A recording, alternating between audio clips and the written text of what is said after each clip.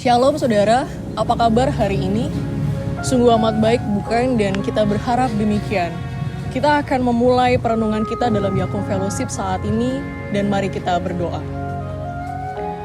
Allah yang baik, hadirlah di tengah kami saat ini ketika firman-Mu menyapa kami yang haus dan rindu berjumpa denganmu. Roh Kudus, bukalah hati kami untuk mampu melakukannya dalam hidup kami. Di dalam nama Yesus kami berdoa. Amin. Saudara-saudara, seiring dengan wabah yang belum selesai, teori konspirasi pun bermunculan. Teori konspirasi biasanya muncul di tengah-tengah ketidakpastian atau terjadinya peristiwa yang besar seperti wabah corona saat ini. Dalam Detik Health tanggal 1 Mei tahun 2020 yang lalu, mengemukakan prediksi mulai dari film Bart Simpson atau Bapak Ibu tahu The Simpsons, ketika awal mula wabah ini muncul hingga teori konspirasi yang bermunculan setelahnya, Bill Gates dan seterusnya. Nah saudara-saudara, teori-teori konspirasi ini bahkan prediksi-prediksi yang ada dalam media sosial bisa saja membuat orang semakin takut di tengah ketidakpastian saat ini. Kalau kita cermati, ketakutan adalah suatu tanggapan emosi terhadap ancaman yang akhirnya memunculkan mekanisme untuk kita bertahan hidup sebagai suatu respon. Seperti misalnya, ketika kita takut pada sesuatu binatang, atau kita takut untuk naik pesawat, ada respon yang muncul ketika kita berhadapan dengan situasi tersebut. Beberapa ahli psikologi juga telah menyebutkan ternyata takut adalah salah satu dari sekian emosi yang ada dalam diri manusia, seperti kebahagiaan, kesedihan, kemarahan yang mungkin seringkali kita alami dalam kehidupan kita saat ini. Dampak dari ketakutan, kalau kita cermati, seringkali kita akan menghindari terhadap sesuatu. Ketika kita takut binatang, tidak mungkin bukan kita akan mendekatinya. Takut anjing, tidak mungkin kita akan mendekati anjing tersebut. Pasti kita akan berlari menjauhi binatang tersebut. Ketika kita takut naik pesawat, sebisa mungkin kita tidak harus naik pesawat untuk berpergian dan lain sebagainya. Kadang-kadang seringkali ketakutan juga terkait dengan sesuatu tentang masa depan. Sesuatu yang kita tidak pernah tahu, penuh dengan ketidakpastian yang akan terjadi. Seperti kiamat, lalu misalnya juga peristiwa-peristiwa wabah seperti ini. Dan seringkali dampak yang muncul adalah orang banyak sekali menyiapkan diri agar ketika kiamat itu datang, dia tetap hidup. Contoh, ada banyak orang yang membangun bunker-bunker ketika pada beberapa tahun yang lalu diprediksikan kiamat itu akan datang. Ini adalah contoh-contoh realita di mana ketakutan tersebut akan memberi dampak kepada manusia.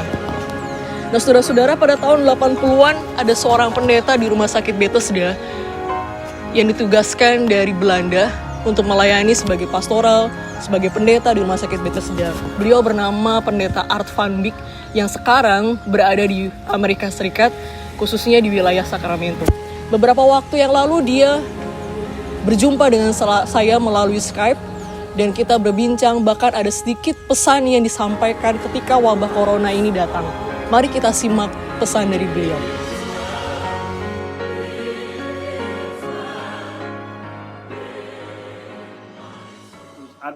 Orang sering mengatakan bahwa lawannya dari rasa takut adalah rasa berani. Tapi ternyata tidak begitu. Lawannya dari rasa takut adalah kasih.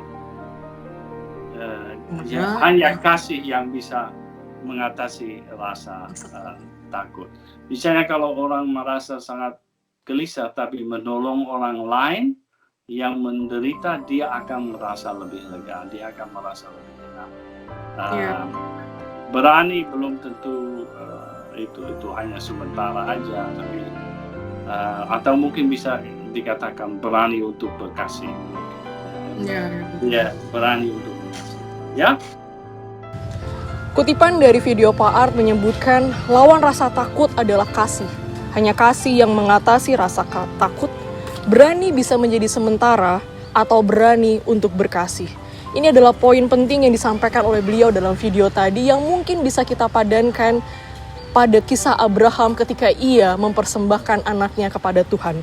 Dalam Kejadian 22 ayat 12, saya akan membacakannya bagi kita semua, disampaikan, lalu ia berfirman, jangan bunuh anak itu dan jangan kau apa-apakan dia, sebab telah kuketahui sekarang bahwa engkau takut akan Allah, dan engkau tidak segan-segan untuk menyerahkan anakmu yang tunggal kepadaku. Kisah Abraham dan juga apa yang disampaikan oleh Pak Art seolah-olah mengubah pemahaman ketakutan kita secara iman. Mengubah pemahaman ketakutan kita seperti di awal yang mungkin kita hadapi saat ini juga. Ketika Abraham hendak menyembelih anaknya kepada Ishak, firman Tuhan ini datang kepada dia. Respon takut yang berbeda yang ditunjukkan oleh Abraham ketika Tuhan memerintahkan kepadanya. Saudara-saudara, Abraham takut akan Allah justru membuatnya semakin dekat dengan Allah. Dia tidak menghindar. Abraham takut akan Allah justru membuatnya semakin patuh kepada Tuhan. Takut kepada Allah justru membuatnya bertanggung jawab atas pemberian Allah. Takut kepada Allah justru membuat Abraham merelakan sesuatu yang paling berharga yang dinantinya puluhan tahun untuk mendapatkan Ishak. Saudara-saudara, apa yang dialami oleh Abraham dan mungkin sepadan dengan apa yang disampaikan oleh Pendeta Art Van Beek, lawanlah rasa takut dengan kasih. Inilah yang ditunjukkan oleh Abraham. Ini juga yang mungkin bisa kita refleksikan dalam kehidupan kita. Apakah ketika kita takut membuat kita semakin dekat dengan Allah? Apakah respon kita ketika kita takut dalam kehidupan kita saat ini membuat kita merelakan segala sesuatu yang paling berharga, membuat kita memberikan dan tetap patuh pada Allah? Saudara-saudara, kalau diperhadapkan pada situasi saat ini, mungkin pertanyaan yang pas, mampukah kita melawan rasa takut itu dengan kasih? Saya pikir mungkin mampu, tapi mungkin bisa jadi sulit untuk kita lakukan. Atau bagaimana mungkin saya melakukannya sedangkan saya sendiri pun masih terbelenggu. Pertanyaan-pertanyaan yang bisa saja muncul dalam logika kita. Dan itu juga yang akhirnya menghambat kita. Lawanlah rasa takut dengan kasih dapat kita wujudkan. Bagaimana kita menopang, menuntun, membimbing, saling mendukung rekan kerja kita. Lawanlah rasa takut dengan kasih adalah dengan tetap menyatakan pelayanan dengan hati yang tulus kepada pasien atau siapapun yang kita jumpai. Lawanlah dengan kasih adalah bagaimana kita menjaga diri saat ini dan melayani keluarga kita. Dalam Kejadian 22 ayat 14 dikatakan, Abraham menamai tempat itu Tuhan menyediakan. Sebab itu sampai sekarang dikatakan orang di atas gunung Tuhan akan disediakan. Tuhan menyediakan kasih-Nya bagi kita. Di mana? Di hati saya dan di hati saudara sekalian. Ketika Tuhan menyediakan kasih itu, maka itulah menjadi kekuatan bagi kita untuk menyatakan dan melawan segala ketakutan dan yang mungkin mendorong kita untuk memberikan yang paling berharga. Tema kita pada saat ini adalah yang paling berharga. Pertanyaannya, apa yang paling berharga dalam kehidupan kita saat ini? Dan dari dua bacaan tadi, dalam Kejadian 22 ayat 12 sampai dan juga 14, kita bisa merefleksikannya dan bertanya, apa yang paling berharga? Yang paling berharga saat ini adalah ketika kita mampu melawan rasa takut dengan kasih-Nya yang besar. Yang paling berharga saat ini adalah ketika kita semakin dekat dengan Allah dan kita tetap bisa patuh kepada Tuhan. Saudara-saudara, ada lagu tentang ingat kasih-Nya. Ingat kasih-Nya, ingat kebaikan-Nya. Saudara-saudara bisa melakukannya atau menyanyikannya setelah renungan ini. Lagu itu mencoba mengingatkan kita akan ketersediaan kasih Allah yang paling besar. Yang berharga bukanlah harta yang terlihat, tapi ketika kita memiliki relasi kepada Allah, untuk kita bisa menyediakan kasih yang terbaik bagi sesama. Tuhan menolong kita semua. Amin.